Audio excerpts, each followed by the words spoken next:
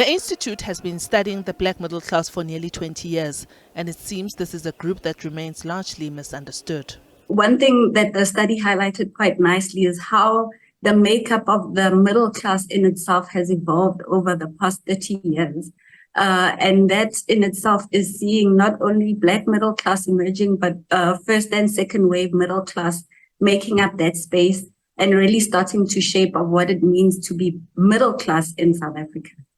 If you look at the research and the theory over the last, half a century, there's income-based definitions, there are non-income based definitions based on lifestyle indicators, etc., and social class, and so for us as a country, grappling with what is the middle class, that is a big question. And I think what you'll find as you read about the middle class in South Africa is you almost need to look at how is this particular article or writer or even speaker defining middle class. And what you might find, especially in a country as unequal as South Africa, is, the middle class that we talk about in our study from a marketing perspective and as a consumer class is certainly not near the middle. The income distribution in South Africa, the middle of the middle class is still very poor. And obviously, as a country, we need to continue to address that. According to the report, there are 3.4 million black middle class people, making up about 7% of the black African population, with a spending power of 400 billion rands. So in your lower middle class status, there's still a lot of financial strain that we're seeing in the household. And it is a segment that's still quite well defined by black tax or black responsibility, whichever term you want to use. And that really becomes a defining way in which people make a lot of household decisions. What I invest in, who I invest in, what money I spend on what is really a big debate. And what we're seeing from the research is that a lot of people are still dealing with a lot of financial strain. It becomes the narrative of many black middle class households. The report also found that there's also significant shift around asset catch-up within this group. In kind of contrast to the white middle class, where households would inherit cars, they would inherit houses from family members, and there was generational wealth. There was this asset catch-up that happened, and it was very much viewed as a consumer class.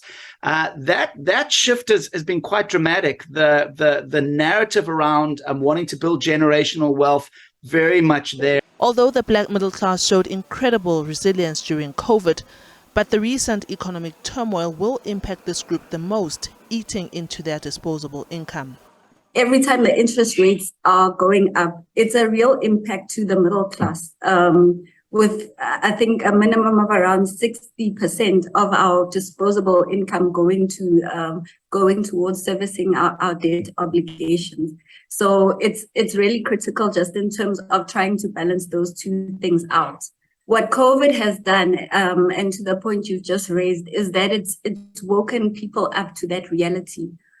We saw people mentioning, they'd really not want to find themselves in another recession without some savings or something of a landing pad on.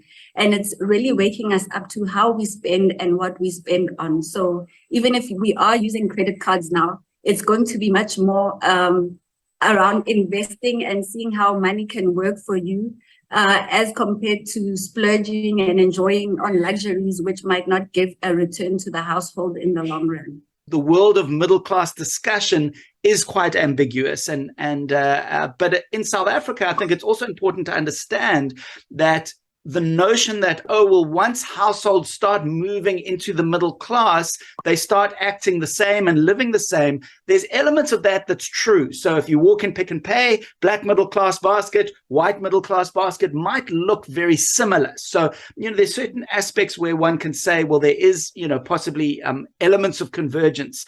But the black middle class in South Africa, as Zandile mentioned, is definitely has less wealth behind their name, and that carries a lot of implications, is much younger, which also makes a huge difference, and is also, in general, supporting more family members. The report also found that this group has realized that it cannot depend on one source of income. It found that respondents were most likely to have a side hustle in order to supplement their income. Diabo Seto, SABC News, Johannesburg.